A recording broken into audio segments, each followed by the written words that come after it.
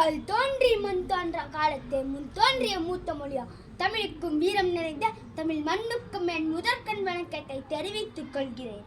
அகிம்சை வழியில் காந்தியும் ஆயுதமேந்தி நேதாஜியும் எழுதுகால் கொண்ட பாரதியும் வீரமங்கையாய் வேலுநாச்சியாரும் கப்பலோட்டி வஉசியும் கப்பம் கட்ட மறுத்து கட்டபொம்மனும் கொடியை ஏந்தி குமாரிடம் இது போன்ற எண்ணற்ற வீரர்கள் தியாகத்தாலும் பிறந்த சுதந்திரம். அனைவருக்கும் இனி 78வது சுதந்திர தின நல்வாழ்த்துக்கள். நமது சுதந்திரமானது எளிதாக கிடைக்கவில்லை, உதிரத்தாலும் தியாகத்தாலும் கிடைத்தது.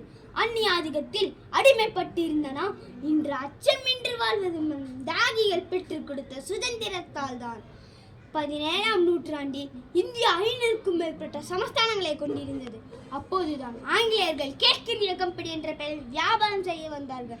அவர்கள் பிரித்தாளும் சூழ்ச்சியை செயல்படுத்தி ஒவ்வொரு சமஸ்தானத்தையும் தன் வசமாக்கினர். 18ஆம் நூற்றாண்டில் இருந்த சில மன்னர்களும் பாளையக்காரர்களும் ஆங்கிலேயர்களை எதிர்த்து போர் புரிந்தனர். தண்ணீர் விட்டா வளர்த்தோம் சர்வேசா, பயிரை கண்ணீரால் காத்தோம் கருக திருவிழமா, பயிரை கண்ணீரால் காத்தோம் கருக திருவிழமோ என்ற மகாகவி பாரதியாரின் வரிகளுக்கு ஏற்ப என பல வீரர்கள் தமது வாழ்க்கையினை இந்திய சுதந்திரத்திற்காக தியாகம் செய்தனர். சுதந்திர போராட்டத்தில் பாலகங்காதர திலகர், மகாத்மா காந்தி, ஜவஹர்லால் நேரு, சுபாஷ் சந்திர போஸ், ராணி லட்சுமிபாய், ராணி வேலுநாச்சியார், பாரதியார், கட்டபொம்மன், வஉசி, வாஞ்சிநாதன் போன்ற பல தலைவர்களும் வீரர்களும் மிக முக்கிய பங்காற்றியுள்ளார்கள். பலர் தங்கள் இன்னுயிரை நாட்டிற்காக ஈந்தார்கள். அறவழி போராட்டத்தின் நிலை உச்சம் அடைந்ததனை தொடர்ந்து ஆங்கிலேயர்கள் இந்தியாவிற்கு சுதந்திரம் அளிக்க முன் வந்தார்கள்.